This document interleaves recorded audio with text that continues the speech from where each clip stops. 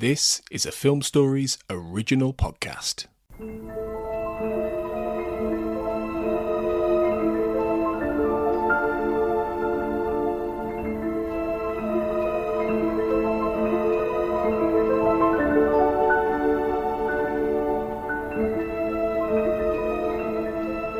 Hello and welcome to the Malick Hour, celebration of the life and work of American filmmaker Terrence Malick.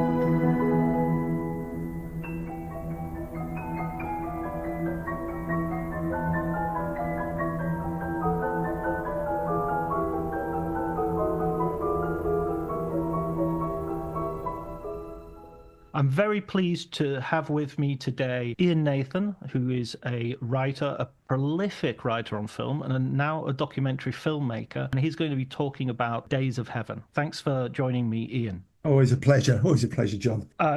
We were talking just before we started recording that you've done an Aliens documentary. You're working on the Thing expanded documentary, and you've got a Spielberg book coming out soon. Yes, life is very busy. I'm also starting a book in the same series as Spielberg on Scorsese. So, a lot of different things going on at once. But what's been really interesting, actually, just in the context of Days of Heaven and Terrence Malick, was when you start reading up about Scorsese, you realize how interconnected that new Hollywood world really is. I kind of knew they were all friends and it was all the world they were taking part in, but they really were around the same dinner tables. They really were the guys just sort of staying up late into the night discussing these things, and they really fed off each other. And the idea of a movement, although I don't think it was sort of consciously designed from within, is very strong. You look into Scorsese and now looking into Malick a bit more, reading your book, I'm like, these guys were contemporaries. They were friends, and they really did talk to each other. It's very strong. Badlands and Days and Mean Streets, debuted at the same New York Film Festival and was reviewed by Pauline Kael alongside Spielberg's Sugarland Express with Goldie Hawn. I always blank on the name of that film. I don't know why. Because you're a Badlands man. It was like dissing it, unconsciously dissing it. Yeah, and I think there's also an element that there's connective tissue there with the prior generation, because Malick's very much coming from Arthur Penn, and he knew Arthur Penn, he knew Irving Kershner, and all these people who were just slightly before the sort of the TV brats. And it really is the case that, they've almost all remade Bonnie and Clyde to a certain extent, haven't they? Malick did it with, I'm not saying directly, but Badlands, Sugarland Express, Boxcar Bertha, everyone did their kind of, the Rain People with Coppola, if you want. Everyone did their road movie. And you can say, well, Arthur Penn really fathered all of that. Absolutely. And there's that sense as well of Europeans. That's how they managed to get European cinema into their own films, those influences, because of course Francois Truffaut and Jean-Luc Godard were both supposed to be at certain points filming Bonnie and Clyde. Yeah, it's a fusion, isn't it? You go back to that era and you look at these films, of which Malick is the heart of, even though he's not mentioned as often. But there really is, the cliche is true. They were new Hollywood, they did revolutionize, but they were playing with genre. They were playing with the tradition, and a tradition they loved. I think it's often sort of looked at like they were just angry young men who just wanted to rip it all up and dismiss it all. But actually, they all adored Hollywood. They all adored what Hollywood stood for. They just wanted to do it in a way that the Europeans did. They wanted to approach it in this fresh and exciting way. And they were so young as well. I mean, it's terrifying now as a 50-something man to think how much they achieved in their 20s. And what an astonishing time it was. Especially, again, it's a bit of a cliche, but when you compare it to what Hollywood is like now, and you compare it to the kind of production line we face, even by a lot of those filmmakers who have remained, the bite is gone, the excitement is gone. And there are good films, but the 70s thing is a real thing. Yeah, I think if you look at Scorsese in particular, Spielberg to some extent as well, they do have to sort of attach themselves to an up-and-coming star. You get the feel that DiCaprio and Scorsese had sort of figured out that this way DiCaprio gets to make sort of hefty projects, and this way Scorsese gets to use budgets that he wouldn't necessarily otherwise have access to. Yeah, the other day I was thinking about the Survivors. I was actually thinking about, was there a book in the Survivors of, it's like a long sequel to Easy Riders, who is still there? And it's kind of really about Spielberg and Scorsese because they are the two big survivors. De Palma's drifted away. Obviously, Milius went a long time ago. Coppola, I suppose we've had him come back this year, but he's not the same man that he was. But Malick, again, he's kind of the ghost at the banquet. He is now more productive than a lot of them. He's been present by not being present almost. He's had that wonderful ability of being a constant, apart from obviously a 20-year gap, and still being around. But let me ask a question to you about Malick and about Days of Heaven in particular, because I always think of Malick in terms of landscape. The first thing that comes to mind is he is a director of landscape. I mean, we talk about Scorsese. Scorsese is a director of streets, and he's a director of New York, whereas Malick is the man who wants to show you America in a very sort of rural sense. Is that even more so than Badlands, where he came from with Days of Heaven? Is this his primal landscape film? Yeah, I think definitely so. I think there's an oddity in this because there's a certain sense which Malick is always seen as this very thoroughly authentic filmmaker, that he's filming stuff is partly to do with his obvious sort of spirituality, and yet like every filmmaker that we know and we talked about, he has to deal on a day-to-day basis with the basic practicalities. So Badlands is set in I think it's in the what do they say? It's not in Texas, put it that way, and that's where Malick formed his idea of what America was Texas, and specifically Austin, where he went to school, to this boarding school, St. Stephen's.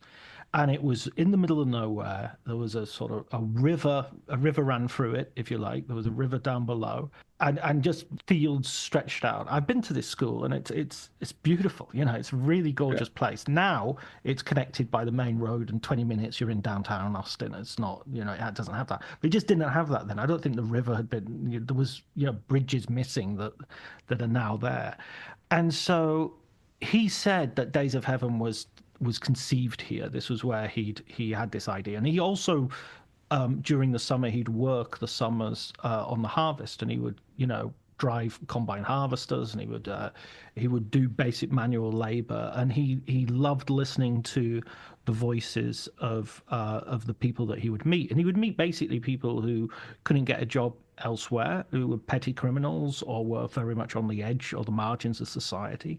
He would listen to their. I think he was a little bit in love with a sort of beat idea of Kerouac and going and living off the land and all the and getting this taste for life, and it didn't. And so I think it informed not only this film, but there's a certain sort of shit-kicking sort of dialogue that he does that goes through Badlands. It goes through his short that he made, Lantern Mills, before this. It goes through his scripts for his other films that were made, like Pocket Money. It's just this sort of low-level, uneducated, rural people just talking who live in the middle of nowhere. Now, the reason I said that you have this idea of authenticity when it comes to landscape and whatnot is because all of these films were then filmed in very different places to where they were supposedly set. So, Days of Heaven looks beautiful and hot and Texas, and it's shot in Alberta, Canada, which is It was freezing cold as well, wasn't it? Freezing cold, and they've got they're wearing scuba diving costumes underneath their trousers when they're walking in the river and things like that, because otherwise they'd freeze their toes off. That magic hour that became the name of the book and everything is also part of that. They insist was just the nature of the light in the northern hemisphere, that they could lengthen out that dusk-like effect, from to hours of time rather than 20 minutes. But I mean, that's a controversial subject, and many different points of view have been expressed about that. I'm sure it was a matter of each day was unto itself, really. If you've been on a movie set, you know that it's not a completely controllable environment. Why? Yeah, I mean, watched the film again only yesterday. What struck me are two things. One is how brisk it is. You know, I think I remember it as a kind of very slow burn, sort of very, in a modern sense, Malick style film of sort of poetic, ruminating, meditative. But actually, it's not. Well, it's got all those things in it, but it rattles along, you know, because he kind of almost evades the idea of assembling the drama in a traditional way. He doesn't build scenes in a normal way. He just lets them sort of intimate in front of an audience.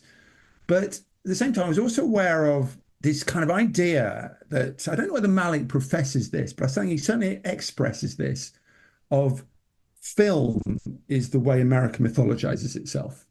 And film is the medium in which this brief history and this very dramatic history of immigrants coming in and taking over and walking across and making sense of this incredibly vast landscape, you know, becomes the American story. And it's through, you know, okay, you can argue Steinbeck and some of the Faulkner and the early authors, but I think it's film with the Western genre, of which Days of Heaven's kind of the fringes of, is a mythologizing medium. And that is the purpose of what Malick is doing. Somewhere there's a question in there which sort of suggests, do you see the film as myth making? Yeah, absolutely. I mean, I definitely see he's got this. It's a really strange thing that he does, in that he has this beauty and has this, and even the word sort of Malickian, or even this idea that there is such an aesthetic that he professes and all the rest of it. There are certain things connected to that which either spoken, you know, especially in negative reviews of his work, you know, that this is superficial. This is, when his film was released, the overwhelming majority of reviews prioritized how beautiful it was, and of those, even the positive ones seemed to be concerned that it was too beautiful. But I think that what I'd like to argue is that he is deeply rooted in reality, and so there is this mythic, the beauty and this poetry and this music that carries you along. And yet at the same time, within the first 3 minutes of this film, a man has been killed, kind of brutally, you know, and inadvertently. And that will happen again and again and again in the film, that there will be moments of very sharp violence which will just burst out, as they did in Badlands as well, where there is this romanticism and this sort of everybody just getting along and trying to do their best in a wicked world, and this fairy tale element. But I'll give you another example, actually. Linda Manz's voiceover, which I'm sure we'll go on to talk about in more detail.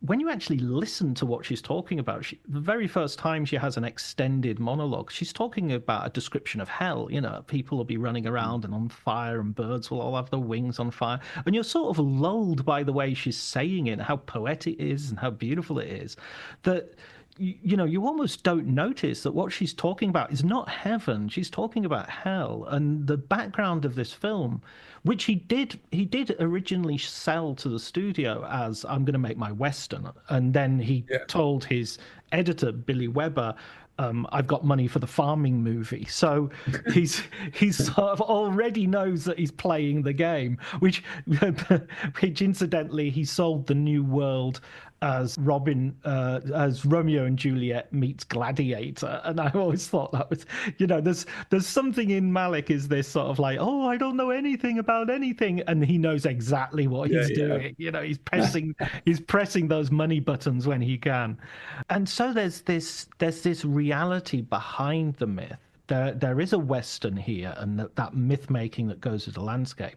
But there's also poverty, there's also cold, there's also hunger, and there's also the tragedy that creates. Do you think, it's one of the great, it's almost the great American subject, isn't it? You know, we think of There Will Be Blood, and you think of Gangs of New York, and these films are about the birth pangs of America. And because it's such a nation, the subject of the frontier and then the Depression, it's about survival, isn't it? Actually, the formation of America is, you know, who can survive in this place. And actually, the gear character personifies that. He is basically his instinct, as cruel as it is survival.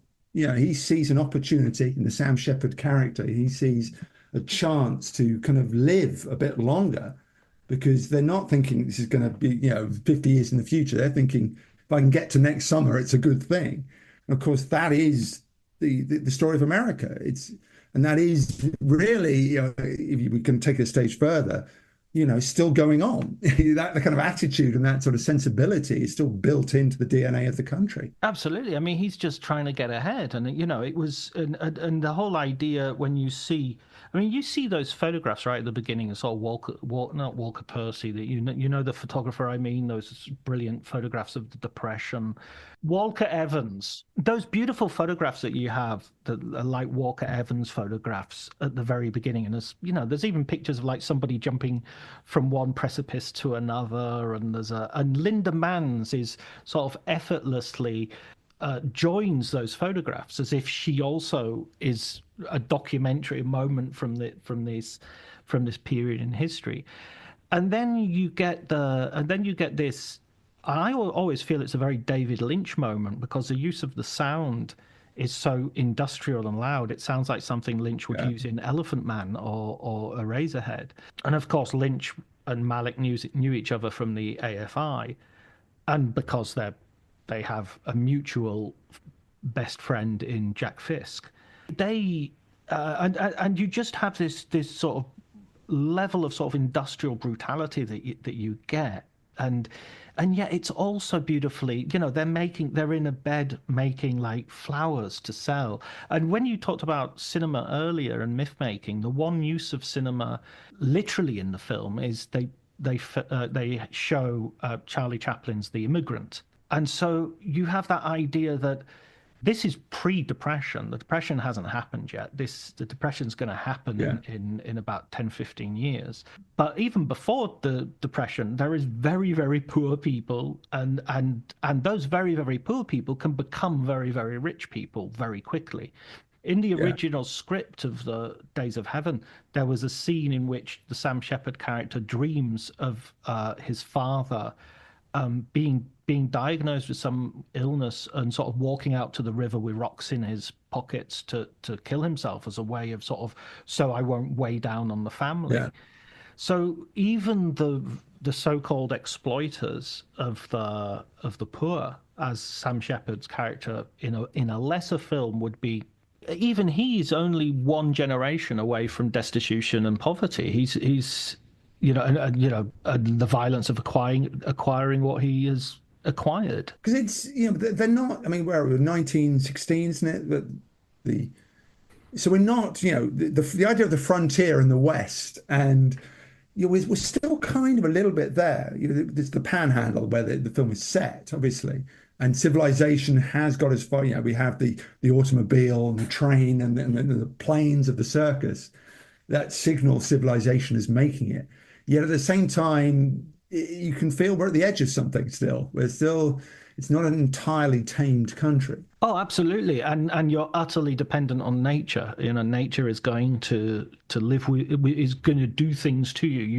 You're trying to industrialize, the production of massive amounts of food. To then send back, presumably, to Chicago and New York and the cities. Locusts can arrive, bad weather, an early frost can arrive, and you're done for. How much do you think Malick was, wanting to reach for the biblical? That he wanted it to have this kind of, the way the biblical parables and those stories are told. This follows, as much as it's a literary film, it's a biblical film, isn't it? I think it's a really funny question, that, because I think nowadays you'd be easily, he's just made A Hidden Life. His next film is going to be about the life of Jesus. Or it's about episodes from the life of Jesus. So he's definitely, I think, in his latter years, swinging straight towards overt religiosity. Although I still feel it's a religiosity which is much more ecumenical than a lot of people give him credit for. I think he's as interested in science and Buddhism as he is in Christianity to some degree. So when he did Days of Heaven, I'm not sure how religious he was. I'm not sure if he was still. I mean, he definitely had a religious upbringing. His family has always been very religious. If he was at home, he would be going to church. So the influence of the Bible on this I think he would have a knowledge. The title comes from the Bible. Days of Heaven is a direct sort of citation. So there's no doubt that he's thinking in those terms of big things, and it sort of elevates the. There's also a story in I think it's Abraham who frequently pretends, Abraham and his wife frequently pretend to be brother and sister whenever they go into a strange land. So that idea of pretending to be brother and sister has sort of biblical precedent. I think it was the interesting thing was they went into a land and the king was called Abimelech, and Abimelech is his paternal grandfather. It's the same name, and also the same name as the dog that you see at the very beginning of Badlands. So, again, everything is connected. Of course. But I think it's this. I think the Bible gives him a sort of. That's the simplicity of the story. There's a certain sort of deep-rooted. You know everything about the characters, but you know nothing about the characters. Bill could be he's just poor guy, and Abby is poor girl, and the farmer hasn't got a name. He doesn't. He isn't even named and it feels like. They could almost be just these types, these forces, just like nature, just as elemental, just like fire and sky and river. Do you think, we'll come back to the idea of genre just quickly, because I was also struck by the fact the film cost $4 million, I think you say in the book, and it is an epic. If I was going to pick a genre, and obviously the Western comes into it, I would call it American epic. Yet, it was made actually very efficiently, and the kind of sister film is the one at the end of the era, which is Heaven's Gate, which was profligate and slightly out of control, but in a way sort of carrying on the same themes. Yet, there is this sort of epic tradition that actually thrives in New Hollywood, even though it was seen as old-fashioned. I think with Malick, the epicness is about perspective. Whereas with Heaven's Gate, you feel there are certain set pieces where it absolutely stands out, and there are set pieces in Days of Heaven as well. But there's. The epic is like a field. It's looking at how light changes the view of a landscape, and it's easy to say that sort of thing. It's really difficult to do. I think of Thin Red Line and how landscape is filmed in the Thin Red Line. Yeah. And there is a moment in the Thin Red Line where a hill turns a different color because the cloud has just left the sun, and the sun has just brightened up this field. And you'd have to not be alive to watch that and not feel your heart do something. Yeah. Even though, and this is where what I was saying about that distance between poetry and reality, or myth and reality are, even though that the light, the sunshine shining on that hill means that men are going to die because now they're going to be much more visible as they attack the pillbox at the top of the hill. And that's the thing that I get with Malick. On the one hand, there is this, God, what a beautiful hill. And on the other hand, there's this, but there's this really practical reason that's a bad thing. And those two entirely, seemingly different ideas can exist in that mind at exactly the same time. So the same thing's true of Days of Heaven. On the one hand, it's a sort of tawdry little gossipy love affair gone wrong. And on the other hand, it's the absolute original sin in the birth of America. No one can sort of marry the sumptuous and the desolate together in the same frame, like Terrence Malick. You have, contrasting, if not inconceivable ideas coming together. And that's, I suppose, genius, these two completely different things, yet in every frame. But let's talk a little bit of history now. He's made Badlands, and we're in early 70s Hollywood. Is Terrence Malick part of the movie brats? Is he a movie brat? It's really difficult because I think he's a little bit older and I think he's lived a bit more of a life. I mean, Spielberg's gone straight into the studio, basically walked in and got himself a job doing television and worked his way up from there. Friedkin's doing a similar thing in New York.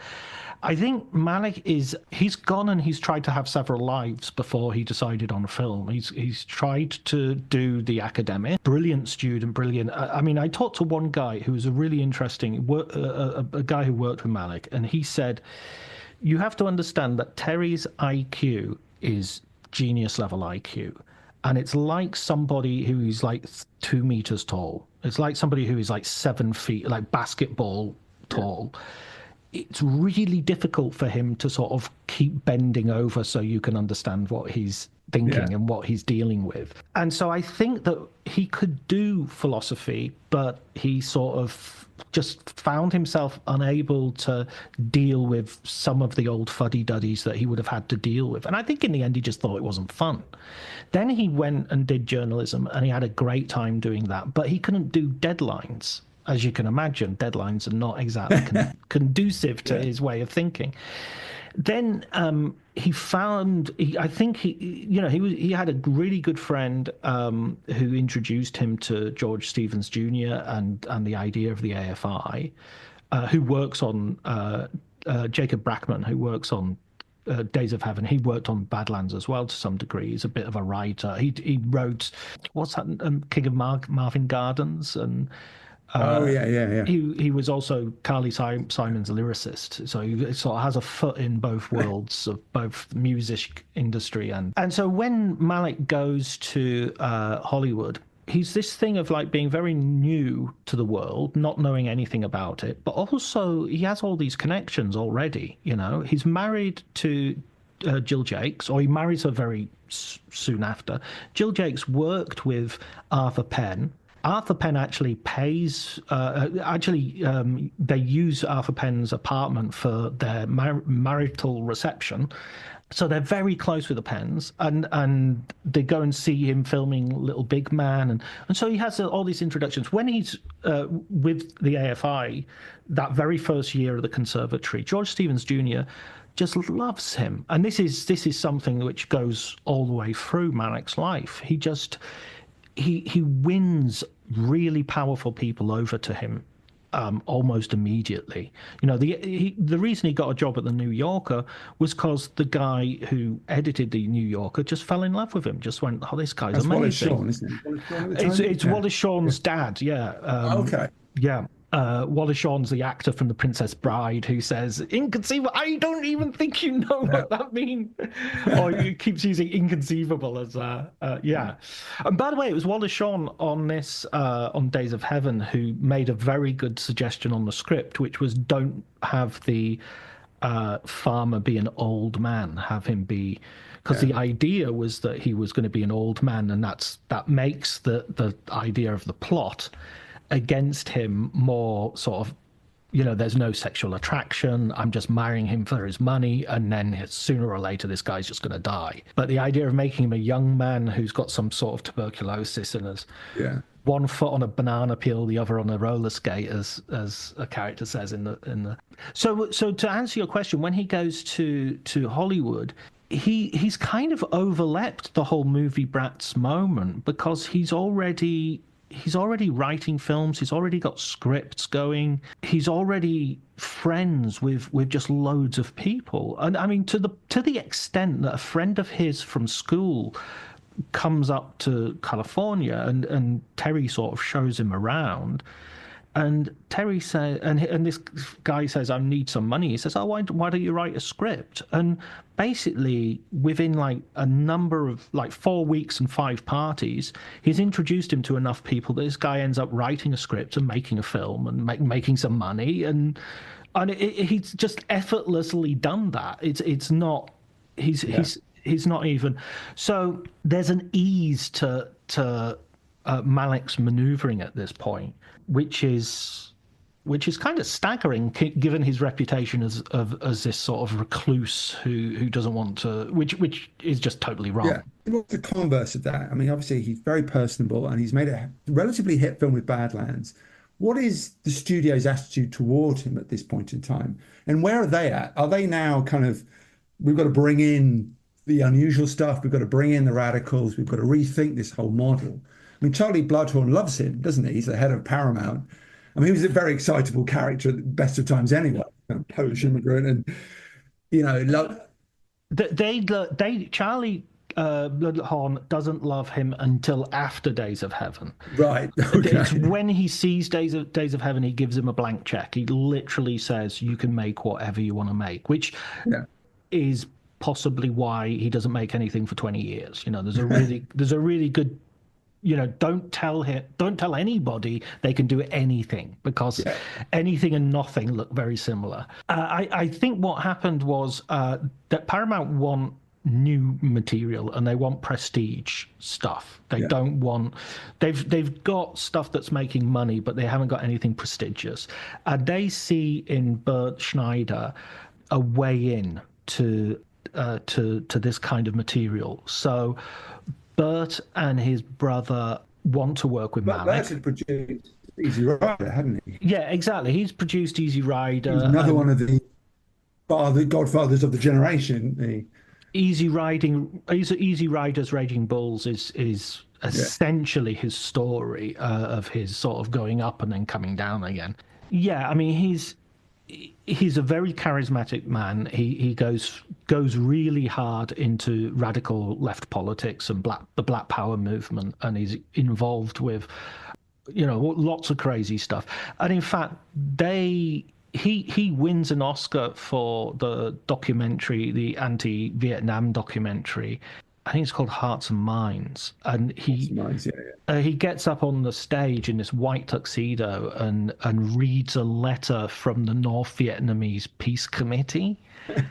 And you can imagine John Wayne and Frank Sinatra in the back are going apeshit, and then they read out something to disavow the ceremony. And at that point, Shirley MacLaine goes out and says something else, and it's just like I mean, it's the Will Smith slap of the time, Yeah. So Bert Schneider, Malick, along with Francis Ford Coppola and can't remember who it was, but one of Bert Schneider's girlfriends at this point is a very successful actress as well, and she's along for the ride. They all go out to Cuba, and they go to Fidel Castro's speeches, and they go and potentially, I think there's a Black Panther who is sort of a fugitive in Cuba, which Bert Schneider arranged for him to flee after he murdered one of his assistants.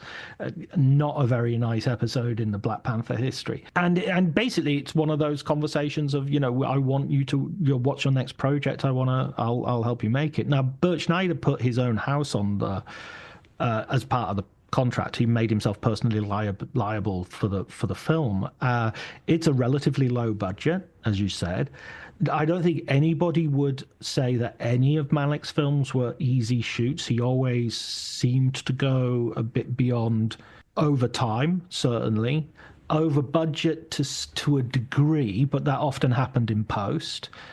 Badlands he'd had a very bad experience with because he dipped into withholding taxes, which means that he had the IRS coming after him. Right. Because you're not supposed to do that. That's the money you keep back so you can pay the tax man. But once he gets onto doing a film, he just becomes, that's him. He wants to do the film. And so when he got the opportunity to make this film, even though it wasn't the right time of year, the grass wasn't growing where he wanted it to grow, he just, he got Jack Fisk and said, okay, what are the solutions? And in Jack Fisk, he found, who is his production designer on all of his films until the very last one, he found a compadre who absolutely facilitated everything he wanted to do. So, Jack Fisk sent me a drawing that he made of the house that you see and the whole idea of that house was that it was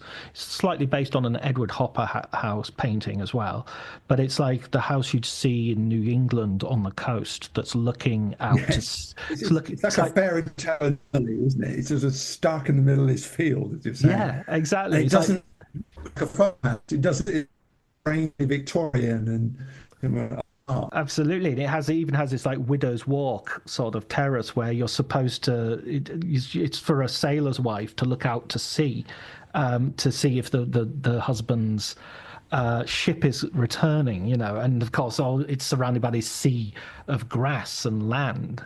How much, this is probably a bit of an open-ended question because it's probably your entire book asks, but how much do you see as Days of Heaven as representing the Malick style, and what is that style? I would argue that I think it's very incredibly representative, and it's much more, in some ways, it's much more representative of his methodology than Badlands is. Because Badlands, he writes a script because he thinks, I need the script to get money.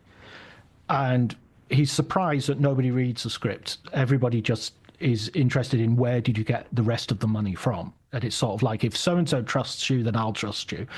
So with this one, I think he realized the script isn't as important, but he writes a fairly solid script, which is pretty much what you see, but it's much more wordy, the script.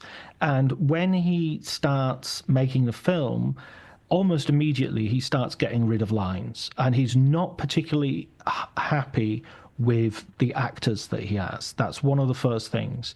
So he doesn't get John Travolta, which is the actor he really wanted, and he gets Richard Gere, who at this point is a complete unknown. He appears in another film that's actually shot after this film because it takes so long for this film to make its way to the cinemas. I don't think he's particularly pleased with Brooke Adams, or at least she didn't feel that he was pleased with her. The only one he's really 100%... Sam Shepard has never acted before, is a playwright, and Billy Weber said that they had to basically create his performance out of, in the editing room because he wasn't good enough. And Linda Manns was the only one that he loved as a performer. He thought she has everything. So what he would do is he would take all the lines out, and he would tell them to do scenes with no lines and just think their lines. And he would, and I think this created a methodology for him, that he was just shooting stuff that was very impressionistic.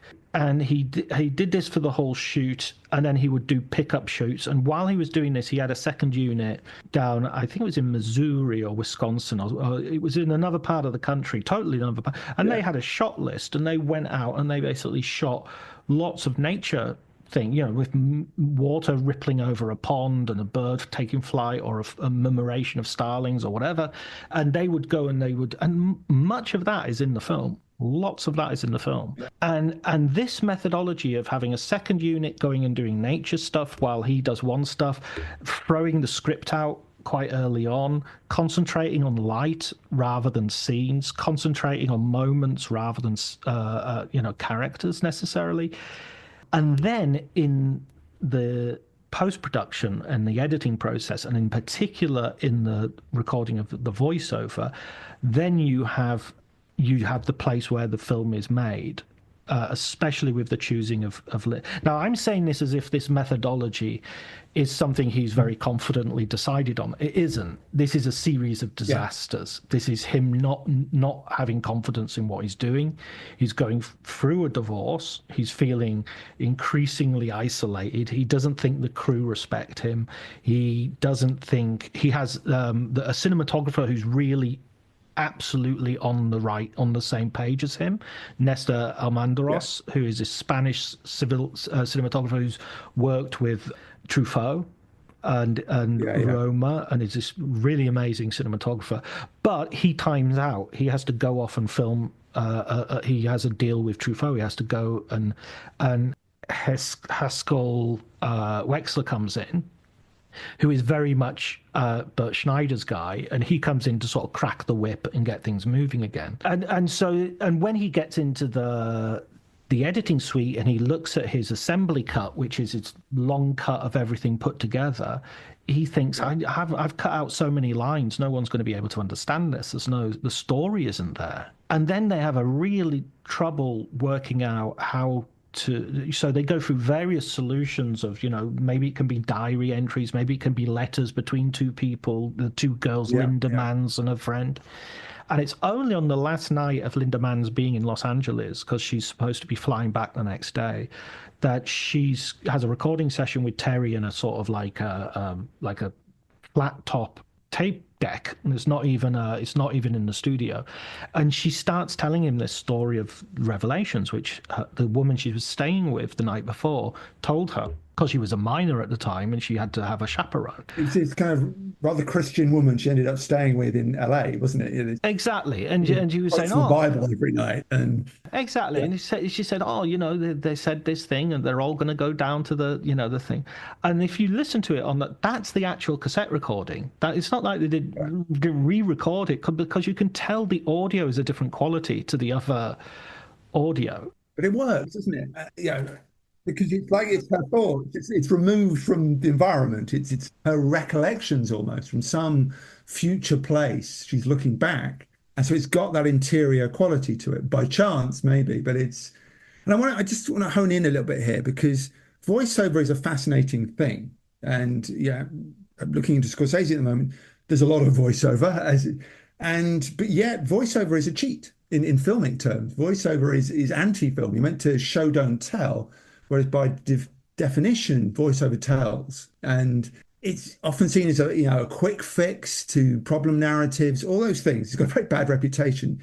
Yet two of the greatest filmmakers of the medium, Scorsese and Malick, have turned it into an art form. So, how do we interpret this? Oh, absolutely. I totally agree with you. Goodfellas and Casino and, Taxi Driver.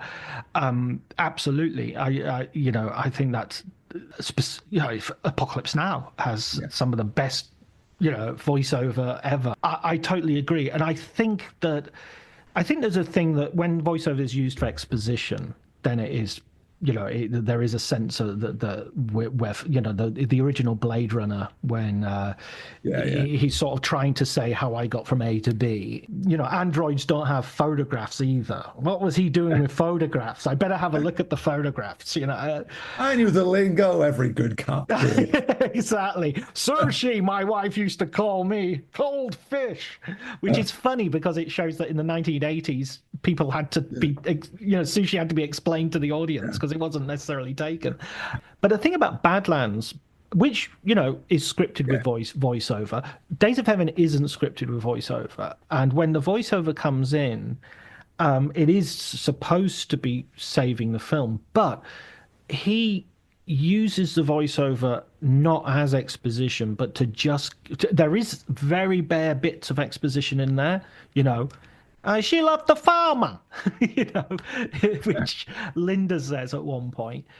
It is a crucial moment because it's not necessarily obvious that what's happening. So that marks a moment where the whole film shifts.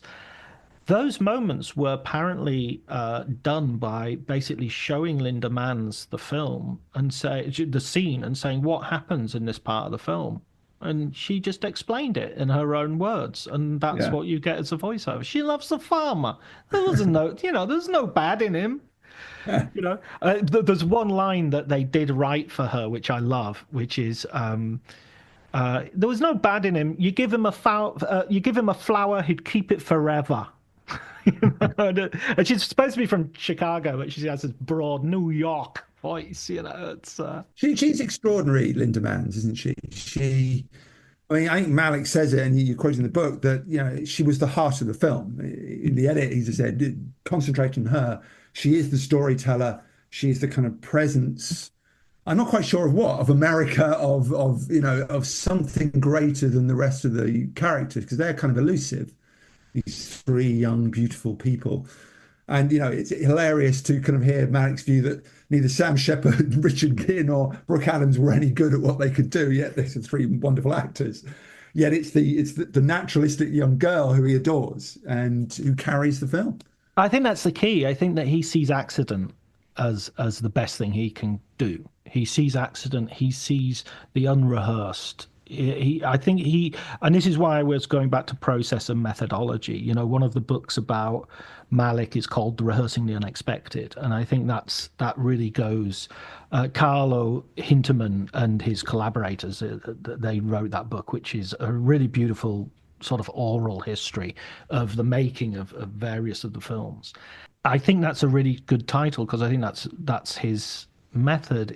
And so somebody like Linda, and he'll get it with other, I think that's what happens with Thin Red Line is his camera goes to actually the actors who aren't that good actors, and he prefers them to the actors who, like Adrian Brody, who's maybe a bit more polished, who's maybe more driven to be the best actor.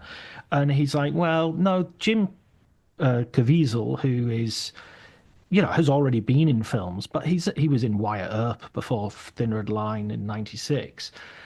But he's not a great actor. He just looks good, and he's a bit strange. He's got a strangeness to him, and he was open to Malick saying to him, now think about your mother, or do this or do that, and he could pull out of him a performance that I don't think anybody has since. I mean, I think he's okay in The Passion, underneath the prosthetics, but he hasn't exactly set the world on fire with his career since The Thin Red Line. No, no. But what is it, about the Linda Mann's character, who's called Linda eventually in the film? She wasn't originally that in the script. I just want to, because she couldn't remember her lines, because she couldn't remember her lines. Couldn't remember who she was. But what is it about her presence, do you think, that, and a little bit similar to Sissy Spacek in Badlands? And I'm trying to get the words right here because she's strange. Both are slightly strange. Both are slightly removed from the brutality of the world they're in. And, it's a lesser brutality in Days of Heaven, but it's a tragedy unfolding before yet the young girl. And she's sort of wise beyond her years, yet sort of very childish at the same time, rather sort of angelic.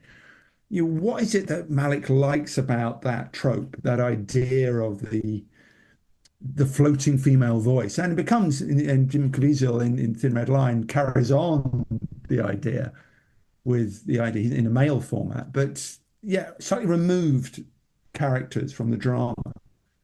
Yeah, absolutely. I mean, I think I think there's a kind of transcendent innocence. I think it's an innocence which is an absence of the apprehension of wickedness. I mean, after all, she has to have lived a life already, even at her young age. She's seen things. She's suffered hunger, and she's been on the street. She's a street girl, a bit like Linda Mann's herself was. She was a bit of a punkish.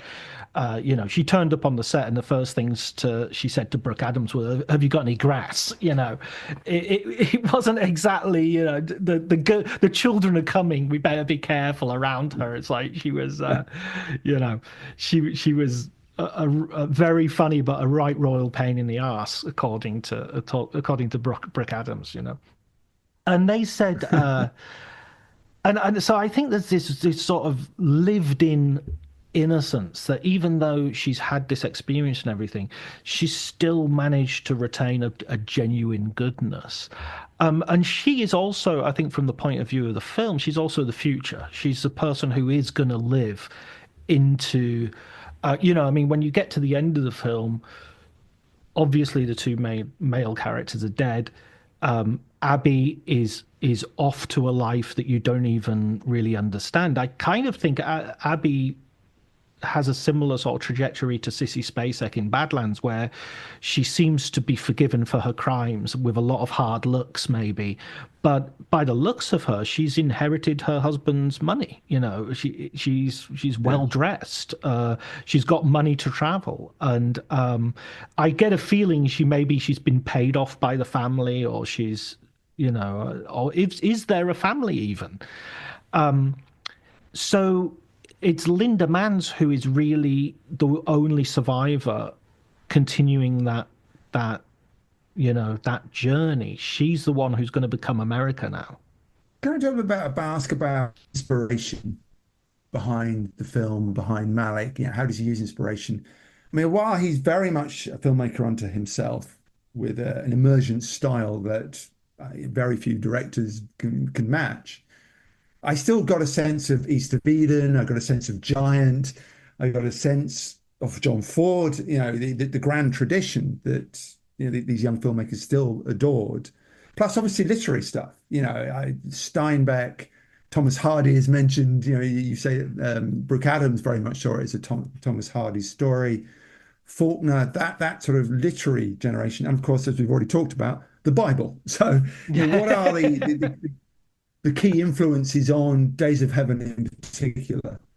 Yeah, I mean, he's also looking at like paintings of Bruegel and sort of like peasant rural sort of things. And I think there's a real Russian thing going on. He's always interested in, of course, his own background is to the east. So I think he's also interested in that Dostoevsky sort of, and Chekhov, the idea of the steppes. This is the American version of that kind of serf-like existence with the Lord of the Manor. Could be a character from Tolstoy, even it could be a prince who's sort of surveying, wants to be a part of the people, but is always going to be, separate from them. So he's definitely pulling in all these influences, and I think he's probably film is crowded with the other influences, whereas I think somebody with Martin Scorsese, the film is the primary influence, and music is second, and then literature is probably quite far behind those first two. Spielberg and Lucas and Brian De Palma and people like that, I think film and TV are right up there. Maybe Friedkin would add opera and theatre to the list, but I feel with Malick is the reader of the bunch. He's the poet. He's the guy who's reading his poetry. He's reading his books. I think Hardy is definitely in there. And when you read his scripts are written by someone who is kind of bursting to write a novel as well. You feel, that he's the level of complexity when it comes not to the way that plots work or anything like that, but the characters' emotions. I mean, I would go back to how this avoids simplicity on so many levels. This is a tragedy, and this isn't my own thought. I was told this by someone else, but this is a tragedy in which everybody is right, and I think that's such a hard thing to do, because it's so easy to just say, okay, who's the antagonist in this? Who's the bad person here? Or who does the thing which is really bad? Where do they give themselves away? What's the moment? What's the tell? And that doesn't happen here. There's no point where you're, even right down to the fight scene, who is going towards who? Who is threatening who? I mean, it's there's a moment where you could say, well, it was an empty gesture. He's not really going to fire that gun. And how does he know? And how would he have? And everything is, it's just so complex. And, where's the murder in the heart? Again, it reminds me of a Russian thing. When they go out hunting for like pheasants at one point, and he fires his gun into the ground, there's that like, again, it feels like Dostoevsky to me. Someone considering a crime, but then not doing it. Does that equal being good, or just not being bad? It's like you don't get any plus, you don't get any gold stars for not murdering somebody. But it just feels, it just feels. There's sort of a hint, isn't there, of male bonding going on. It's not as, but obviously it's a love story, it's a love triangle, and it's clearly the passages of one woman falling out of love with one man and falling into love with another man. But there is in the background, often just done with gestures and framing, and a sense that Bill is also bonding to the farmer. He is also coming to like him and love him in a way that a weird family unit has developed, right up to the circus, the arrival of the circus, the kind of surreal moment. And talk about pacing, when that circus just arrived just in the moment when everything was about to explode. It's amazing. Yeah, but it's fascinating. Bill is the the intriguing character in a sense. It's certainly on repeat visits. And I was kind of bowled over by the fact that not only was John Travolta the number one choice, Stallone was number two, and the kind of idea of recasting it with Travolta, obviously, who was the main man at that time in terms of the directors, but Stallone, who knows what Stallone would have made it. But I actually think Gere is really good in it, and because it's about contained emotion. So much of it's about you let the landscape and then the detail expresses the emotion, but the actors can't. And you can see him almost bursting to want to, can I just have a scene, Terrence? One scene where I get to do it. Yeah, I really feel it. And the more you watch it, the more the idea of, he's a child as well. In fact, they're all children, apart Absolutely. from the Robert Wilkie character, they're all children and lost in this kind of Eden. Absolutely. And I mean, they have that. You're right. They have their moments where they're sitting outside and they're saying, where have you been? Where did you go? What did you do? And he's learning from him because, the farmer's a very lonely character. He hasn't really had anything. And, even when Bill goes and he learns about the farmer's illness, when he learns the doctor says, you haven't got long to live, and he overhears it. He's at that. The reason he's there at the doctor's car is he's stealing medicine for Abby. Yeah. Because she's got, and so every bad thing comes from a good thing, and every good thing leads to a bad thing. I love the scene when, and I think it's one of the just heartbreaking moment is when Abby and Bill have that final talk together where he says, I didn't know what I had when I had you, and I should have never done anything, and it wasn't your fault, it was me, I did it all. And there's a worse film would have been, oh, so you like him now, do you? Oh, I see you in your fancy clothes, but there's a man who's just has no recriminations. And the tragic irony is that's exactly the point where he sees they've come to an understanding, they have a kiss, and it's a goodbye kiss, and the farmer sees it and thinks, oh, something is going on, and it isn't, it's just finished. So it's like, how tragic is that?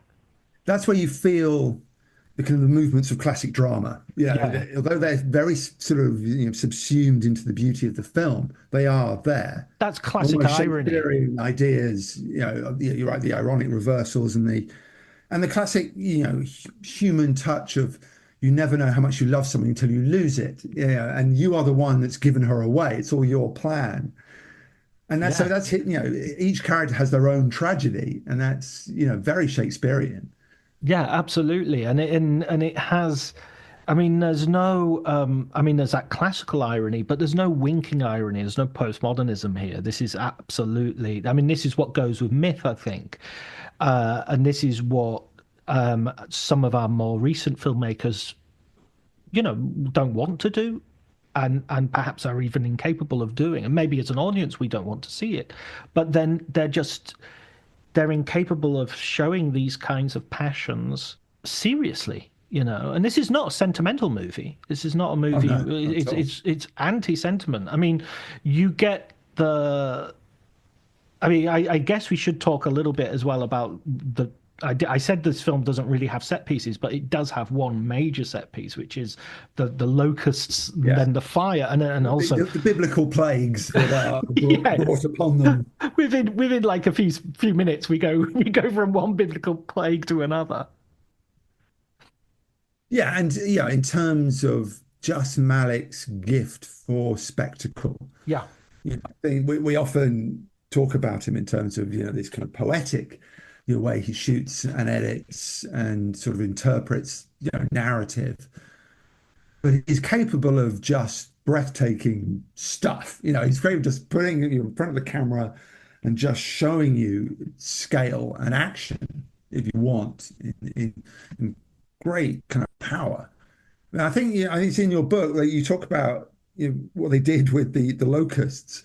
Was they sort of did it in reverse. They filmed things being dropped down, with sort of peanut shells, in great profusion, being dropped down upon the field from helicopters, and then seemed to reverse the film, so it's locusts taking off. Yeah, You think, what a blindingly brilliant idea. Whoever came up with that, Jack Fisk probably, because he's the genius of that kind of thing. Yeah, But it's taken from an old film. It's taken from an old 1940s film, that technique. But the thing that's funny is then in the background you have to have like cars driving backwards and somebody's dropped something, but it's actually on a string or something. So they have to do all these right. actions in reverse in the background to sell that it's not going backwards. There's a similar moment in Badlands where you have like three shots of three different animals, and it's like a hyena or a bird and an owl, or reptile and an owl, I think it is.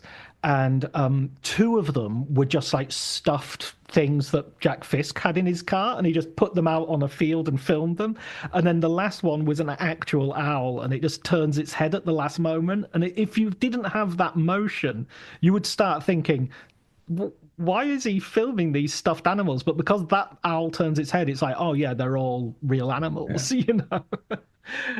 So there's that again, that illusion. But you're right, the locus is amazing, and it's built up like a Hitchcock. It's built up a little bit like The Birds, and with Linda Mann's discovering it. And you have this wonderful overhead shot as well, which again we don't quite. Those kinds of shots we don't tend to think of as Malick shots. We always think of sort of a much more eye level sort of handheld in more recent films. But it's a real director's shot. They've had to build a rig and put the camera there, and Yeah. it's elaborate. And the same thing is true for The Fire. It's very elaborate, but the feeling you get from it is immersive. It's just like they've just set fire to a whole bunch of fields and thrown the camera crew and the actors in the middle of them and filmed until people were dead. Do you get a sense with Days of Heaven? We were talking earlier about this kind of evolution of a style and Malick becoming Malick. That here is the point where, a little bit by necessity, that he's starting to shed the traditions. He's starting to go, I don't need to do, wide shot to mid shot to close up. I don't need to give you all the details. I don't need the dialogue. I don't need the exposition. I'm starting to realize what I can do without to get to the absolute root of what I want as a filmmaker. Absolutely. I think that Almandaros was very important. Nestor was very important in this because he taught him things like the French reverse, which is this idea of if you film someone against a blank wall or against a sky, you can, instead of having to turn the camera crew round to film the reverse shot, you can just swap out the actors. And that's the French reverse shot. You don't, so you save a lot of time doing that, and especially when you've got a magic hour slot that you want to film in, you can do that without having to worry about a time of moving the camera. And so I think that they do that in very practical, technical ways. And Malick is excellent at this sort of technical stuff. His father was a photographer. And so I think he's second only to Kubrick in terms of his technical ability to use a camera and what a camera is possible. For instance, to get the magic hour, you have to be very aware of how much light a camera will receive before the film is unusable. And he would often push it much further than anybody else thought. And he would get this amazing photography. Usually confounding much more experienced sort of well, not necessarily cinematographers because of Nestor, but people who were who were sort of lighting it. He obviously, the gaffers hated him because he just didn't need lights, didn't want lights, didn't want a generator on the. He wanted it to be completely free from that sort of paraphernalia. You can see in some of the the montages, like there's a montage of the life that Bill and Abby, the farmer and Abby have together when Bill's gone away, and you can actually see them sort of playing baseball, and there's a outline of a boat they've made with rocks and things like that, and those were scenes, Those were full scenes with dialogue and all the rest of it. And he's just gone, well, we filmed them. I'm not going to have them as a scene, but I can use it as just as part of the montage. And that's enough. All you've got is time passed. They did this. and that's enough. I don't need anything else. I think as the interesting thing, what he does and what he learns in Days of Heaven, he will continuously refine all right through to the later films, Song to Song and Knight of Cups and To the Wonder, those last three films that he did, which many have considered to be of, let's say, debatable quality. I think he was still doing it. I think he was pushing the same thing he did in Days of Heaven to a further extreme in those three films, to the point that he lost his audience, to the point that the audience weren't able to keep up. And that's not to denigrate the audience. It's not, it's not the audience's responsibility necessarily. But I think he got unhooked from that. Yeah, he got so into experimenting with how little do I have to give someone before they actually, there's a whole story into The Wonder that is there, but you really have to watch it like 6 or 7 times to get the story. So how did Days of Heaven do? How was it received at the time? Was it a success? I mean, again, we're talking about eras. It was launched into an era when this kind of film was much more readily, accessible to people, and they were expected. You were expected to go and watch difficult films. Not that I suggest this is difficult, but by modern terms, it's difficult. Yeah, I think. How did it do at the time? It wasn't a huge. It made its money back. I mean, all of his films pretty much made their money back. Even sort of the flops that come later, he manages to work them out financially in such a way that they somehow make their money back by either selling international distribution or ancillary rights or whatever. There's a canniness to how he works, which is perhaps unsuspected by many people. The big jump here, I think, was he went from Badlands, got a very poor release initially, and so wasn't really seen by as many people as possible. And then his producers who really believed in him, Paul Williams and Ed Pressman, and they said, okay, let's do this. Let's a 4-wall theatre distribution. Let's hire cinemas out and show the film and just collect all the profits, and we'll build word of mouth in 5 or 6 cities, and we'll hit them with publicity. And so it ended up making a lot more money, and that sort of shamed Warner Brothers into having to release it more widely. When it came to Days of Heaven, not only did it sort of start earning more money back, but it also gave him Oscar nominations, which I think gives him much more visibility and an Oscar, and it won at Cannes. It won the jury prize at Cannes, which is huge for a second film by an American filmmaker. He was so I think he's absolutely, after this film, he's very much seen as and we talked about Charles Bloodhorn earlier.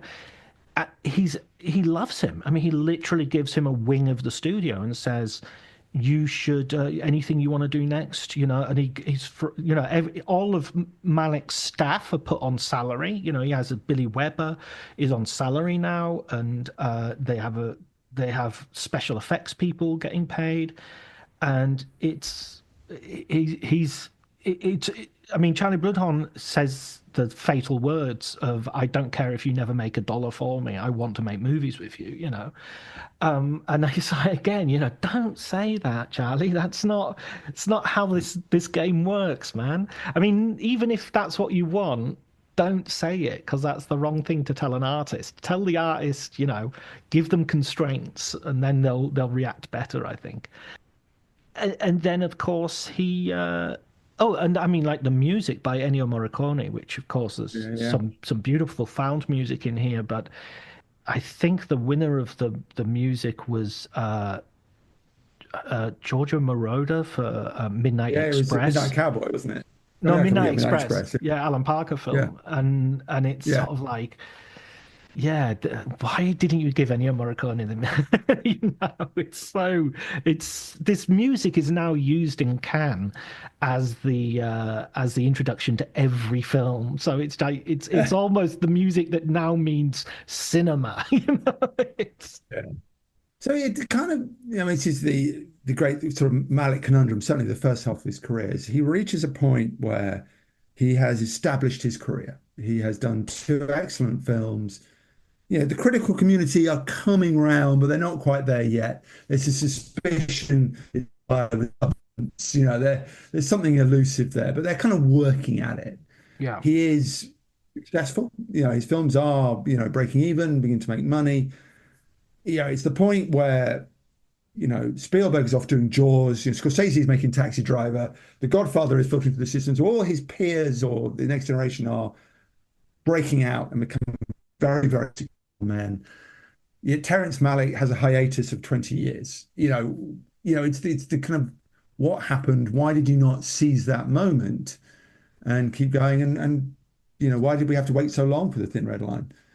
I mean, the first thing is the 20 years obviously aren't really 20 years because, he takes some time off. He's got a new girlfriend, Missy Gleason, who herself is a filmmaker. She's a documentary filmmaker, and she's making a film for Bert Schneider in Paris. So he goes over to spend time with her in Paris, and I'm not sure if he's involved with the film. It wouldn't surprise me if he was, but he's spending time, and I think he's enjoying Paris, and he speaks good French.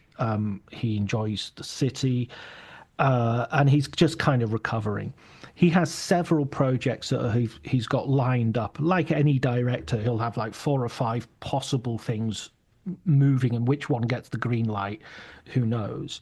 One is The Elephant Man, which has nothing to do with what will become David Lynch's Elephant Man, but he goes quite far on the idea of doing like a road show of the Elephant Man and making it into some sort of that horrible idea that lots of directors had in the 60s of making some sort of event rather than just a movie. Yeah. And when he hears that Lynch is doing his film, it's like, okay, well, that's that out the window. But he did a lot of research on that, and he was, the guys from Pink Floyd were going to do the light show and that sort of stuff. And he had another couple of ideas that were sort of boiling away. These were with the producers who would later on come back into the picture with the Thin Red Line. The White Hotel came up at some point. But under all this was this idea of this film that has been called Q.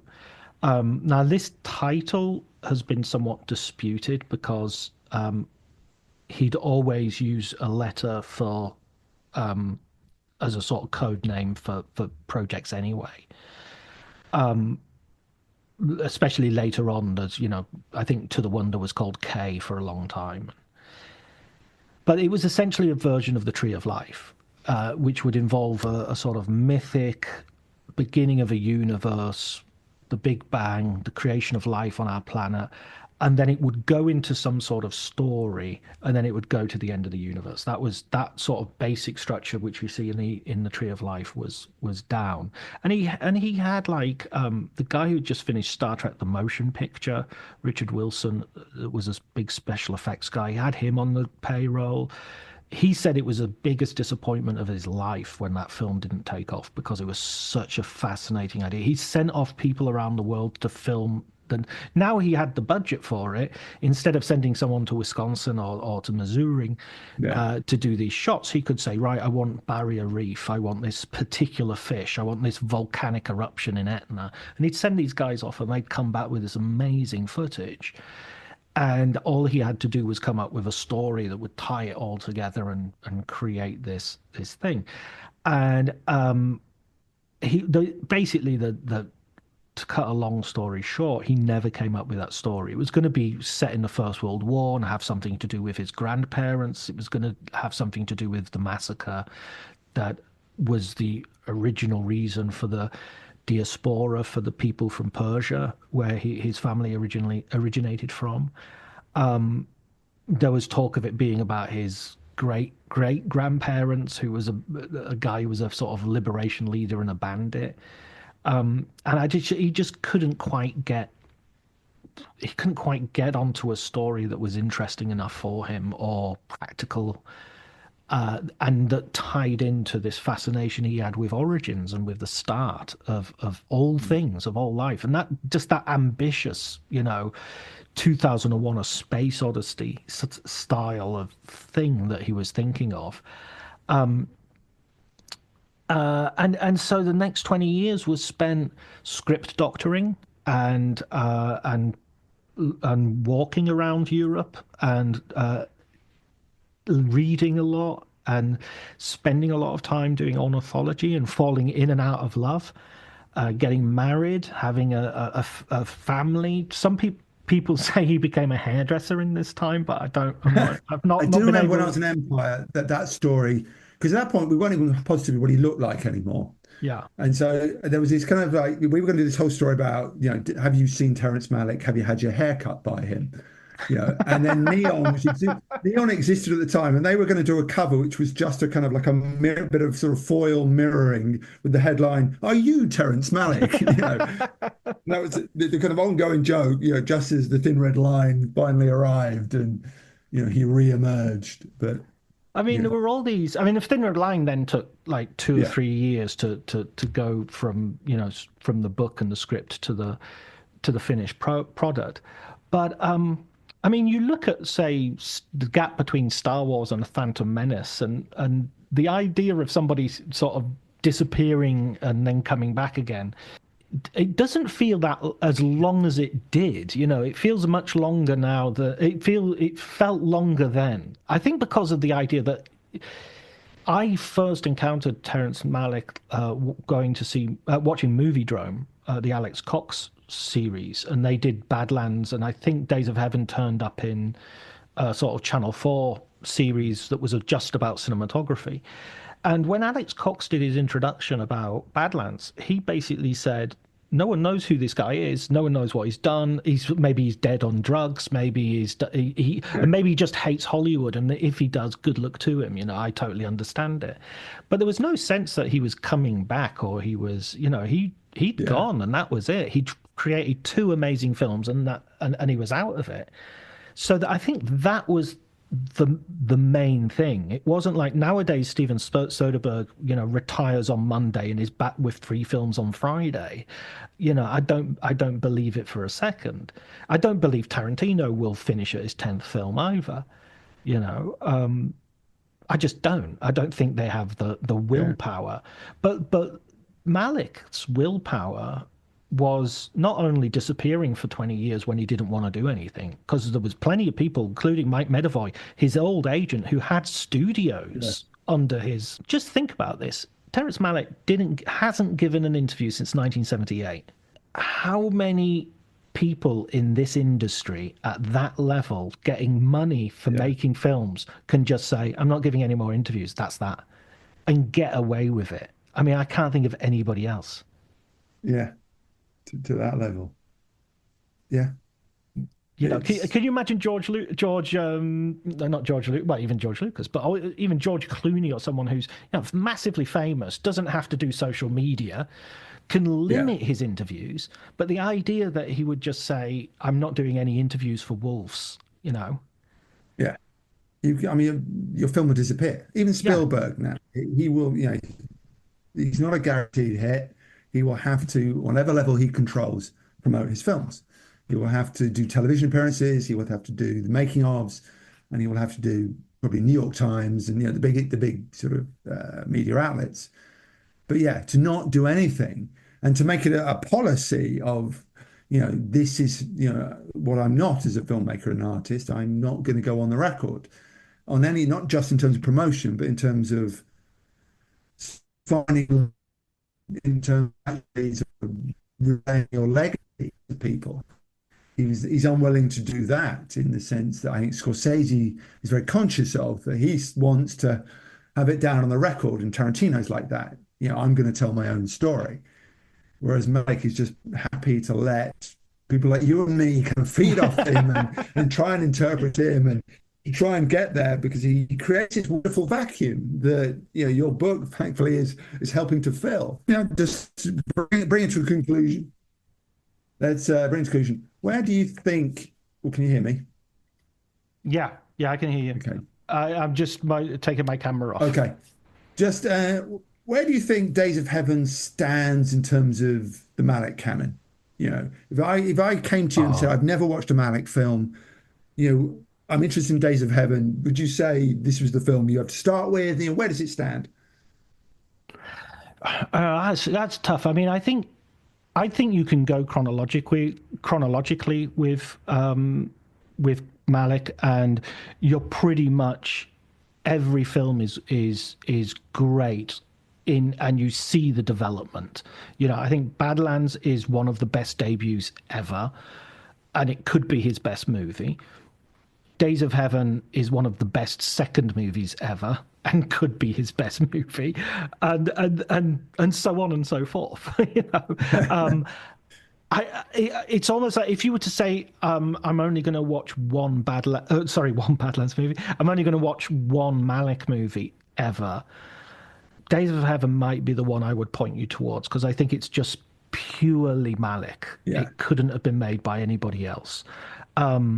Thin Red Line is in conversation with other war movies, even as it's a very Malick war movie. Badlands is in conversation with many road movies and Lovers on the Run movie, even though it's, again, very unique and very distinct. But I think Days of Heaven, I mean, you talked about Westerns earlier, and we talked about, but it doesn't really feel like it's in conversation. It is. It touches on all that, and it is influenced by those things to some degree, but you feel it exists on its own as a sort of unique artifact. It's like the wine glass that's dropped in the river. It's still there. It's still being twirled by the currents. And for that reason, it's really, it's the one that's got the epitome of what it means to be Terrence Malick. They are. It's a brilliant way to finish, I think.